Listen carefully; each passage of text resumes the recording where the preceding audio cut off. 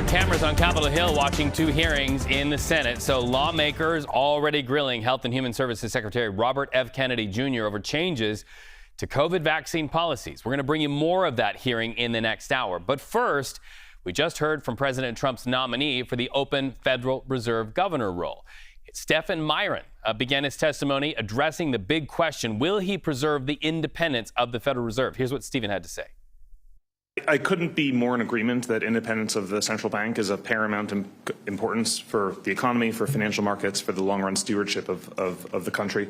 All of those are completely, I'm in complete accord with. Look, the president nominated me because I have policy views that I suppose that he liked. If I'm confirmed to this role, I will act independently, as the Federal Reserve always does, based on my own personal analysis of economic data, my own personal analysis of the effects of economic policies upon the economy, and act based on my judgment of the best economic policy possible. That said, I'm always happy to hear views from every source possible. It's important to me to hear a variety of views to make sure that I really do think that the things that I think, to challenge my own views and interrogate them, and hearing a variety of views on that matter is always helpful.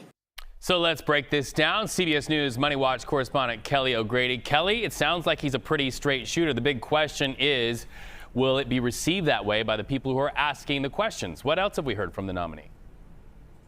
Yeah, a lot of what he's been saying, Reed, echoes what you played in that clip, the independence of the Federal Reserve. And just as a reminder for folks at home, the independence of that central bank is very important because you want them to be able to make decisions about interest rates to combat high inflation and keep enough economic growth that the labor market remains at full employment. And sort of those are the two things that you utilize interest rates, and you don't want political influence sort of shifting you one way or another, because then you're not able to do that mandate justice. So we have heard a lot about that independence and his commitment to that.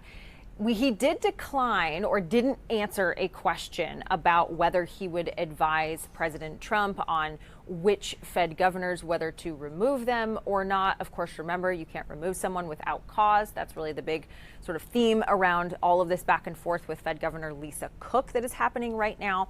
But I think the most interesting thing that I just picked up within the last half hour or so is that he wouldn't leave his position at the White House. So right now, he is the head of the Economic Council, and you often do see people who run that, who have that position, move over to be a Fed governor. This isn't out of the realm of what we have seen in history, but there's a lot of questions around maintaining that independence if you are still associated with the administration in that way.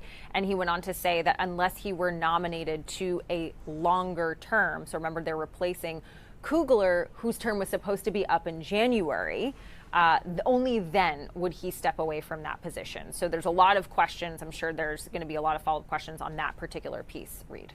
So let's talk about the weight of this specific hearing. How could the results of this hearing really alter the direction of the larger American economy?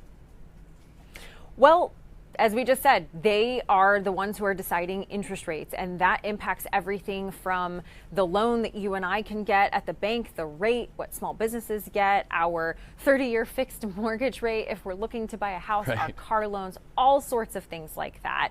And so when you think about the president nominating someone to replace Kugler, you are expecting that that person is going to be in favor of interest rates. We already know from the last Fed meeting that there were two of the governors that voted for an interest rate cut. They weren't in the majority, but the more people that you have on that or in that room that are voting that would want that cut, which we would expect, Miran would, then you could see an interest rate cut. And let's remember, we've got one coming up in just under 2 weeks. That will be the next time that the Fed meets and makes a decision on that front. Sometimes I feel like when I watch these things, it's like watching a football game and then having those side conversations. So this question sort of feels like that. But if confirmed, if this plays out, there is that side conversation, the question that there could be a future that he could be looked at as the chairman of the Federal Reserve when Jerome Powell's term ends. Any thought about that? So Jerome Powell's term ends, I believe it's May of next year, so still a little bit of time.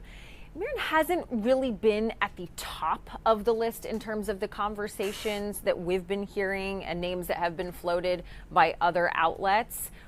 Nothing is, of course, completely out of the realm of possibility, but if he were only to be in that role until that January moment where Kugler's term was up, he would need to be sort of reconfirmed. That whole process would have to happen again, renominated. So as of now, not at the top of the list, but anything's possible, Reed. One bite at a time. Kelly O'Grady, thank you so much. Always great to talk to you. Be well, my friend.